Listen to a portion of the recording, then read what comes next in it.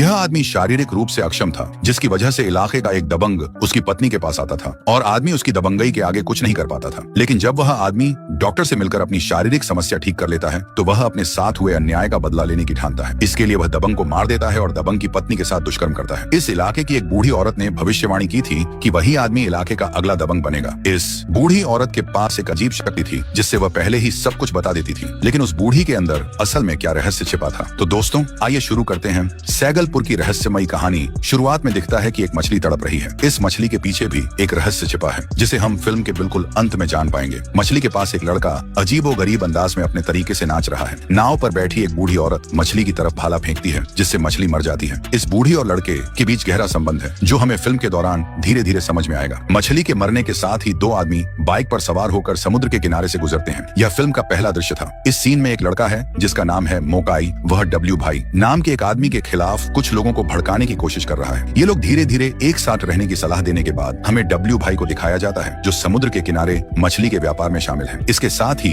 वह कई गैर कानूनी कामों में भी लिप्त है। डब्ल्यू भाई का कारोबार मदन हल्दर नाम के एक आदमी के माध्यम से चलता है। मदन हल्दर इलाके का एक नेता है। डब्ल्यू भाई मदन से कहता है कि मंदिर और बंका को बुलाओ, मोकाई को खत्म करना होगा। इस पर मदन कहता है कि मंदिर को पहले जोराबाड़ी देने की बात हुई थी, अब इसे दे दीजिए। डब्ल्यू भाई कहता है उसे देने वाला नहीं हूँ, इसलिए तो अब तक नहीं दिया। तभी डब्ल्यू भाई का बेटा वहाँ आता है और गुस्से में शराब पीने के लिए पैसे मांगता है। डब्ल्यू भाई के परिवार में उसकी पत्नी और बेटा भी हैं, लेकिन परिवार में लड़के का नाम है मंचा। मंचा बेहद उग्र स्वभाव का है, लेकिन उसके गुस्से का कारण यह है कि उसने कभी भी अपने पिता का प्यार नहीं पाया। उसका पिता हमेशा अपने कारोबार और औरतों में उलझा रहता है। इसके बाद हमें मंदिर को दिखाया जाता है। मंदिर डब्ल्यू भाई का दाहिना हाथ है। डब्ल्यू भाई के जितने भी गैर कानूनी कामकाज हैं वे सब मंदिर ही संभालता है, लेकिन मंदिर शारीरिक रूप से अक्षम है और इसी कारण उसकी पत्नी के साथ अक्सर झगड़े होते रहते हैं। यही वजह है कि मंदिर की पत्नी, जिसका नाम लैली है, डब्ल्यू भाई के साथ समय बिताती है। मंदिर इसके बारे में कुछ नहीं कहता। लैली एक रात मंदिर के साथ बातचीत कर रही थी और तभी डब्ल्यू भाई का फोन आता है और वह मंदिर से कहता है तेरे बचपन के दोस्त के पर निकल आए हैं, उसे रास्ते से हटा दे, बंका को भी साथ ले जा। अगले दिन मंदिर बंका को फोन करके सारी बात बता देता है। अगले दृश्य में मोकाई और एक लड़के को दिखाया जाता है। जब वह लड़का वहाँ से बाहर चला जाता है तो मोकाई अकेला रह जाता है। तभी मंदिर और बंका वहाँ आते हैं और मोकाई से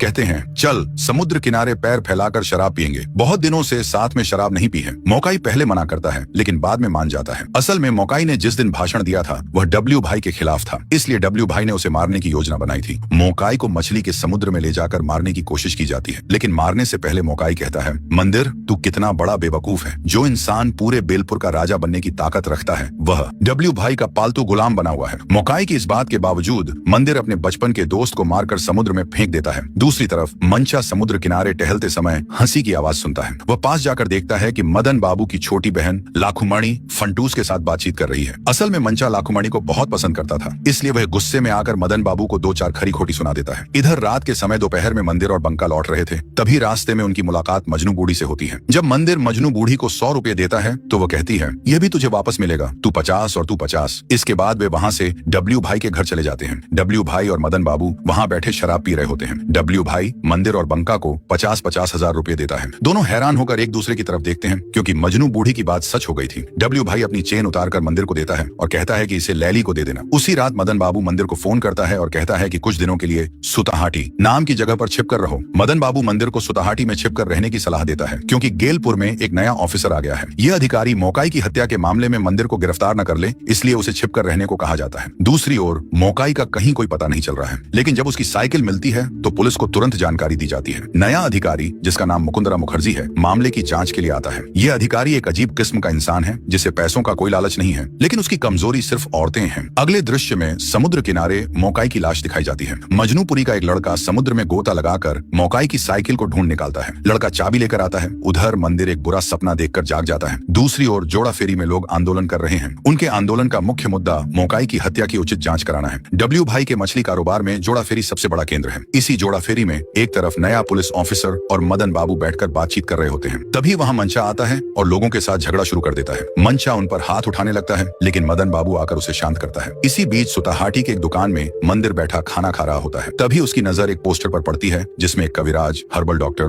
का नंबर लिखा होता है। मंदिर छुपते छुपाते उस नंबर को मंदिर पोस्टर से नंबर उतार लेता है क्योंकि वह अपनी शारीरिक समस्या का समाधान चाहता है। दूसरी ओर मंचा डब्ल्यू भाई के पास आकर कहता है मैं कारोबार संभालूंगा, तुमने बंका और मदन को सिर पर चढ़ा रखा है, इसीलिए वे जब तब मेरा अपमान करते हैं। डब्ल्यू भाई गुस्से में अपने बेटे मंचा को वहां से भगा देता है। इसके बाद डब्ल्यू भाई जोड़ा फेरी पहुंचता है और फंटूस को जोड़ा फेरी की जिम्मेदारी सौंप देता है। जाता है। फंटूस तुरंत बंका को फोन करके ये बात बताता है और बंका ये खबर मंदिर को देता है। ये सुनकर मंदिर नाराज हो जाता है क्योंकि उसे उम्मीद थी कि जोड़ा फेरी की जिम्मेदारी उसे मिलेगी। उधर डब्ल्यू भाई घर लौटकर लैली के साथ फोन पर बात कर रहा होता है। तभी उसकी पत्नी यह बात सुन लेती है। डब्ल्यू भाई की पत्नी पहले से जानती थी कि उसका पति डब्ल्यू भाई और उसकी पत्नी के बीच रिश्ते अच्छे नहीं चल रहे थे और वह कुछ नहीं कह सकती थी। असल में जब डब्ल्यू भाई रात के समय लैली के साथ करीब होता है तो लैली उसे बच्चा मांगती है। डब्ल्यू भाई इस पर मना कर देता है। लैली फिर मंदिर को फोन करती है और उसे डॉक्टर से मिलने के लिए कहती है। अगले दिन मंदिर उस पोस्टर में दिए गए पते पर डॉक्टर से मिलने जाता है। इसी बीच डब्ल्यू भाई की पत्नी लैली के पास आती है और उसे बहुत खरी खोटी सुनाकर वहां से चली जाती है। जब डब्ल्यू भाई की पत्नी चली जाती है तो मंदिर लैली को फोन करके बताता है कि डॉक्टर ने उसे दवाइयां दी हैं। लैली मंदिर से कहती है,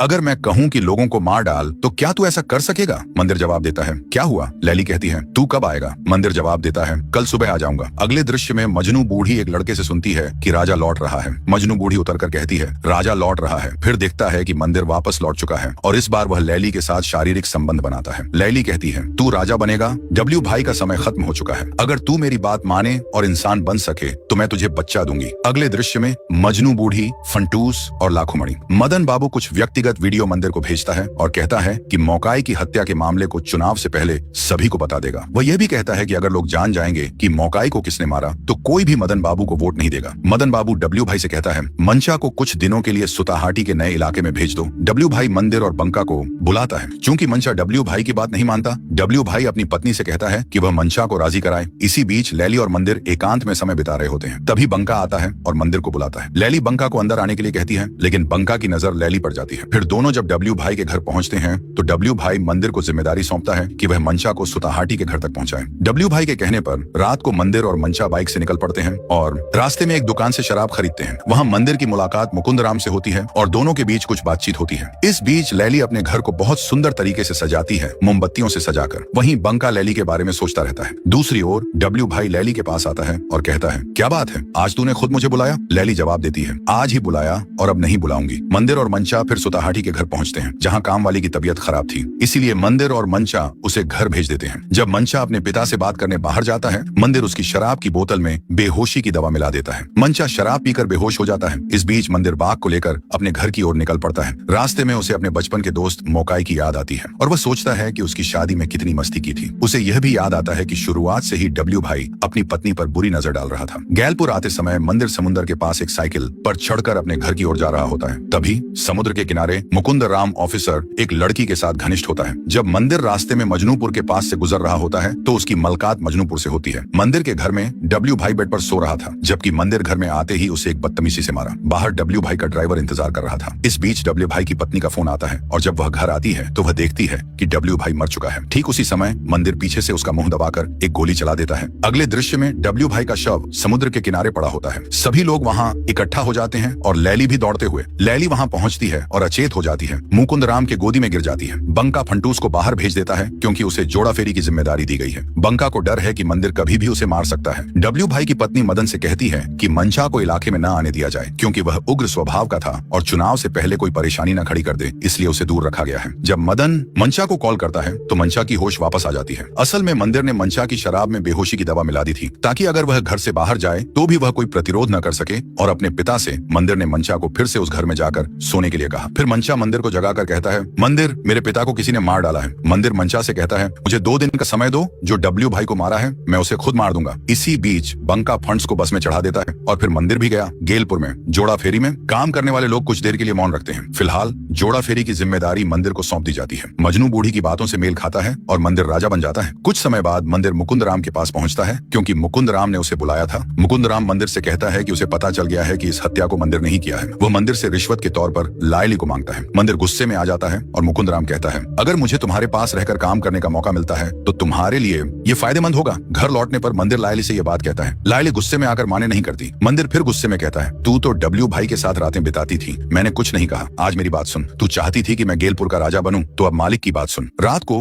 मदन बाबू मुकुंद राम को अपने घर खाने के लिए आमंत्रित करता है। मुकुंद राम खाने का आयोजन खत्म करता है और जब डॉन मुकुंद राम बाहर जाते हुए कांस्टेबल से कहता है, थोड़ा ध्यान रखना। अगले दिन बंका मदन बाबू को मजनू बूढ़ी के बारे में बताता है। मदन बाबू कहता है कि तो फिर हमें उससे मिलना चाहिए। रात को जब वे बाहर जाते हैं तो फंटूस और लाखुमणि भी आते हैं। वहीं उस रात मुकुंद राम लायली के साथ समय बिताने आता है। दूसरी ओर मंदिर मजनू बूढ़ी को बुलाने आता है, लेकिन वह वहां नहीं होती। मजनू बूढ़ी का बेटा वहां खाना खा रहा था। था। मंदिर उससे पूछता है, बूढ़ी कहाँ है? बेटा जवाब देता है, वह नहीं है। तुम कौन हो, मुझे बताओ। मंदिर फिर कहता है, तुम जानते हो क्या? बेटा जवाब देता है, मैं सब जानता हूँ। फिर बेटा कहता है, तुम पाजी हो, तुम राजा नहीं हो, कोई और राजा है, तुम पाजी हो। मंदिर कहता है, कब आएगा? उस समय लड़का जवाब देता है, पहले राक्षस आएगा। मंदिर कहता है, मुझे कौन मारेगा? मैं पहले राक्षस को मार डालूंगा। लड़का कहता है, तुम नहीं कर पाओगे। मंदिर फिर कहता है, बूढ़ी को बुला, नहीं तो मुझे जो पूछ रहा हूँ उसका जवाब दे। मुझे कब आएगा, ये सब कब होगा? लड़का फिर कहता है, पहले तुम्हारी बीवी तुम्हारे सिर पर चढ़ेगी और तुम पैरों तले रहोगे, बाकी सब समय के कोल में। यह कहकर वह दौड़ते हुए वहां से भाग जाता। जब मंदिर लौटता है तब बंका और मदन बाबू से मिलता है। अगले दृश्य में रात को फंड्र जब अपने प्रेमी से मिलने आती है तब कांस्टेबल फोन करता है। मुकुंद राम को यह जानकारी दे दी जाती है और फिर मुकुंद राम मंदिर को यह खबर बता देता है। उस रात ड्राइवर को मंदिर ने मारा नहीं, बल्कि मंदिर ने फंड्स को मारने के लिए ड्राइवर को भेजा। दूसरी ओर जब मदन और बंका घर लौटते हैं तो उन्हें पता चलता है कि फंड्स वापस आ गई है। बंका मदन बाबू के घर से फंड्स को लेकर जब अपने घर लौट रहा था तब ड्राइवर गलती से फंडर्स को मारने के बजाय बंका को मार देता है। वहीं मंदिर बैठकर शराब पी रहा था। अचानक वह देखता है कि बंका उसके सामने बैठा है। मंदिर डर के मारे पानी में गिर जाता है, क्योंकि उसे तो यह पता था कि बंका मर चुका है, तो फिर वह यहाँ कैसे आया? असल में वह कल्पना देख रहा था। दूसरी ओर लाइली एक खून से सनी चादर पकड़ रही थी। डब्ल्यू भाई को मारने के बाद लाइली को हेलुसिनेशन होने लगे थे, जिसमें चादर पर खून के धब्बे थे। अगले दृश्य में लाइली डब्ल्यू भाई की तस्वीर में धूप बत्ती अर्पित कर रही होती है और अचानक गुस्से में आ जाती है। फिर वह धूप बत्ती डब्ल्यू भाई की तस्वीर की ओर फेंक देती है और भोला से कहती है कि डब्ल्यू भाई का कमरा खोल दो। वहां से वह डब्ल्यू भाई की पिस्टल ले लेती है। दूसरी ओर सुबह जब ड्राइवर मंदिर के पास आता है तो उसे देखता है कि मंदिर बेहोश पड़ा हुआ है। ड्राइवर मंदिर की आंखों में पानी डालता है। तब मंदिर उठकर बैठते हुए ड्राइवर जो फंटूस को मार नहीं सका उसके लिए वह मंदिर से बहुत माफी मांगता है। मंदिर लेकिन कोई बात नहीं सुनता और ड्राइवर के पेट में बोतल तोड़कर घुसा देता है। ड्राइवर मर जाता है। दूसरी ओर मदन और फंटूस सुता हटरी के घर आते हैं। घर के कामकाजी लोग सब बता देते हैं कि उस दिन मंदिर की बातें सुनकर वह घर गया था। ये सुनकर वह रोने लगता है और सब समझ जाते हैं कि मंदिर ने डब्ल्यू भाई को मारा था। मंदिर लौट कर आता है और देखता है कि लाइली वही चादर धो रही है जिस चादर में डब्ल्यू भाई को मारा था। मंदिर पूछता है, क्या हुआ? तो लाइली फिर से चादर को धोने लगती है और मंदिर उसे डांटते हुए कहता है, क्या हुआ, पागल हो गई हो क्या? लाइली डरते हुए कहती है, चादर में डब्ल्यू भाई का खून का दाग नहीं जा रहा है। रे मंदिर लाइली को गले लगा लेता है। दूसरी ओर मजनू बुढ़िया दिखाई जाती है जो उस लड़के को मार रही है, क्योंकि उसने मंदिर को राक्षस के बारे में बता दिया था। जब लड़का चला जाता है मजनू बुढ़िया विराटा से कहती है, जानती हो काला ने कहा था कि इंसान से दूर रहना चाहिए। कब इंसान इंसान को खा जाए कौन जानता है। सभी भूख का ही दोष है। मूर्ख इंसान राक्षस होते हैं। दूसरी ओर मंदिर अपनी पत्नी से बात करता है और कहता है, आज मुझे अपने मांस खाना है, लाओ तो क्या करोगी? मार दूंगा। फिर भी मुझे गले लगाती है। मंदार लैली तभी लैली कल्पना करती है कि डी भाई बिस्तर पर बैठा हुआ लैली को देख रहा है और विपरीत दिशा में कल्पना करता है कि मंदार भी उसे देख रहा है। तब लैला मांस लेने जाती है, जबकि डब्लू भाई की पत्नी लैली को पिस्तौल के साथ मंदार के घर ले आती है। लेकिन मारा के लिए मंदार ने डबल भाई की पत्नी को इतनी देर तक शारीरिक संबंध बनाने के लिए मजबूर किया कि डब्लू भाई वह लैला के साथ यौन संबंध बनाने का बदला लेता है। लड़का यह देखता है और लैला मांस लाती है और यह देखकर हंसती है। दूसरी ओर मदन बाबू की बहन मुकुंद राम को 2 बजे आने के लिए कहती है। घर पर कोई नहीं है, इसलिए मंदा दोपहर का भोजन करती है और सो जाती है। लैली काम खत्म करती है और वह चादर लेती है जिस पर डब्लो भाई की हत्या हुई थी, प्लास्टिक की चादर, और मंदा अपने सपनों में मरे हुए लोगों को देखती है। मंदार लैली को खोजने के लिए उठता है लेकिन वह कहीं नहीं मिलती है। तभी उसे घर के बाहर एक लड़का दिखाई देता है जो उसे मार रहा है, क्योंकि मंदार ने उस लड़के को देख लिया है। डब्लू के अपने भाई की पत्नी के साथ शारीरिक संबंध है। समुद्र के किनारे एक नाव में एक लकड़ी पर लायली की लाश लटक रही है। दूसरी ओर मुकुंद राम लाखुमनी के पास आता है। मुकुंद राम कपड़े उतारकर शारीरिक संबंध बनाने ही वाला होता है। तभी पीछे से मदन बाबू और फंड्स वीडियो बना लेते हैं। फिर उस वीडियो से मुकुंद राम को ब्लैकमेल किया जाता है और मुकुंद राम से मंदार को बुलवाने के लिए कह दिया जाता है। असल में मदन बाबू घर पर ही था। ये मदन बाबू और फंटूस का प्लान था। उन्होंने मुकुंद राम को फंसा दिया। दूसरी ओर मंदार ने लड़के को पकड़ लिया और उससे पूछा, मुझे कौन मारेगा? लड़का यह सुनकर हंसी में झूमने लगता। गुस्से में आकर मंदार ने लड़के के गले में एक रस्सी डाल दी और उसे पेड़ से लटका दिया। मजनू बुरी लकड़ी लेकर आती है और देखती है कि लड़का लटका हुआ है और दूसरी ओर रस्सी पकड़कर खड़ा मंदार है। मजनू बुरी कहती है, उसे छोड़ दे, नहीं तो कल तेरा बुरा होगा। मंदार किसी की भी बात नहीं सुनता और वह लड़के को मार डालता है। मजनू बुरी गुस्से में कहती है, तू राक्षस है। दरअसल लड़के ने जो राक्षस की बात की थी